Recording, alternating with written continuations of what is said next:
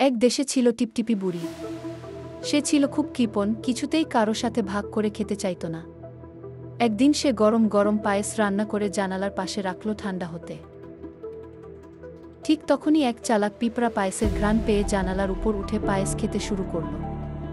বুড়ি দেখে চিৎকার করে উঠল, ওই পিঁপড়া, আমার পায়েস খাস?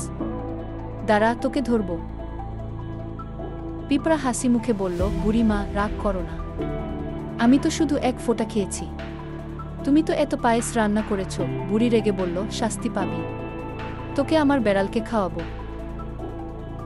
পিঁপড়া বুদ্ধি করে বলল, আগে তো বেড়ালকে আনো, দেখি কে কাকে খায়। বুড়ি বেড়াল আনতেই পিঁপড়া বেড়ালের কানে এমন গুঁতো দিল যে বেড়াল ভয়ে পালিয়ে গেল।